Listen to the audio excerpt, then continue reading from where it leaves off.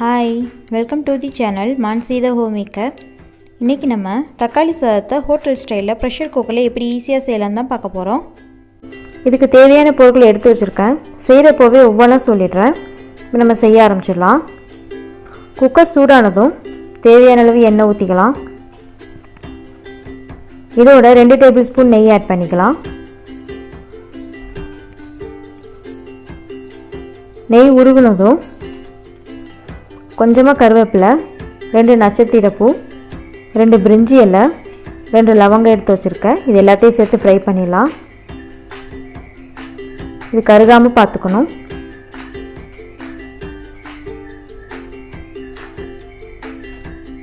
ஒரு பெரிய வெங்காயத்தை ஸ்லைஸில் கட் பண்ணியிருக்கேன். இதை ஆட் பண்ணிக்கிறேன்.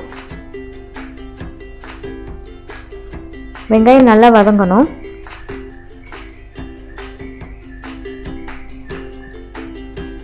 வெங்காயம் வதங்கினதும் கொஞ்சம் இஞ்சி பூண்டு பேஸ்ட் எடுத்திருக்கேன். இதோட 2 பச்சை மிளகாவை நீளமாக கட் பண்ணியிருக்கேன். இதை 2 ஆட் பண்ணிக்கிறேன்.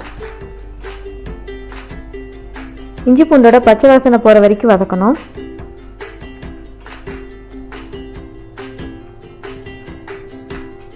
இது வதங்கினதும் 1/4 டேபிள் ஸ்பூன் மஞ்சள் பொடி, 1/2 டேபிள் ஸ்பூன் கரம் மசாலா பொடி, 1/4 டேபிள் ஸ்பூன் மிளகா பொடி எடுத்திருக்கேன். இது எல்லாத்தையும் சேர்த்துடலாம். இது நல்லா மிக்ஸ் பண்ணி விட்டுடலாம். 4 பெரிய தக்காளி எடுத்து பொடி பொடியாக நறுக்கி வச்சுருக்கேன். இதை ஆட் பண்ணிக்கலாம்.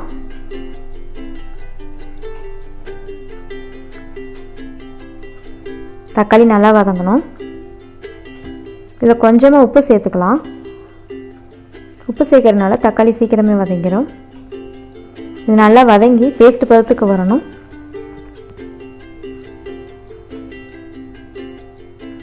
நல்லா வதங்கிடுச்சு. ரைஸ் ஆட் பண்ணிக்கலாம். நான் இன்றைக்கி 1 டம்ளர் அளவுக்கு சீரக சம்பா ரைஸ் எடுத்து 1/2 அன் ஹவர் தண்ணியில் ஊற வச்சு எடுத்து வச்சுருக்கேன். இதை ஆட் பண்ணிக்கிறேன்.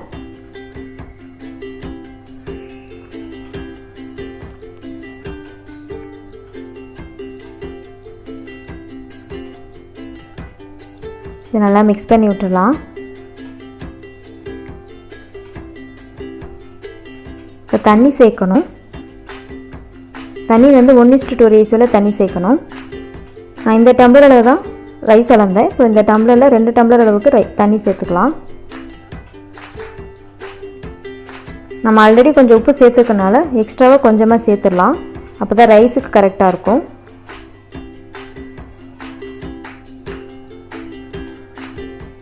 இது ஒரு கொதி வரட்டும். வந்ததுக்கப்புறமா குக்கர் மூடி வச்சிடலாம்.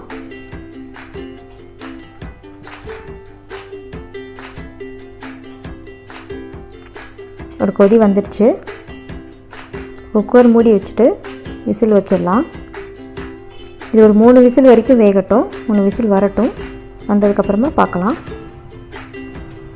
விசில் வந்துடுச்சு. ஓப்பன் பண்ணி பார்த்துடலாம். வாவ், நல்லா வெந்திருக்கு. சாதம் குழையாமல் வந்திருக்கு. அவ்வளோதான். கொத்தமல்லி தழை தூவி இறக்கிடலாம். சூப்பரான தக்காளி சாதம் ரெடி ஆயிடுச்சுங்க. பேஸ்ட்டு ரெடி பண்ணிவிட்டு சாதத்தில் மிக்ஸ் பண்ணுறதை விட இது ரொம்ப சிம்பிள் மெத்தட். ரொம்ப குயிக்காக செஞ்சிடலாம். இதுக்கு நீங்கள் பொட்டேட்டோ ஃப்ரை வச்சு சாப்பிட்டுக்கலாம், ஆனியன் ரைத்தா வச்சு சாப்பிட்டுக்கலாம். ரெண்டுமே நல்ல காம்போ தான். உங்களுக்கு இந்த வீடியோ பிடிச்சிருந்தா லைக் பண்ணுங்கள், ஷேர் பண்ணுங்கள். மறக்காமல் மான்சி த ஹோம்மேக்கர் சேனலை சப்ஸ்கிரைப் பண்ணுங்கள். தேங்க்யூ.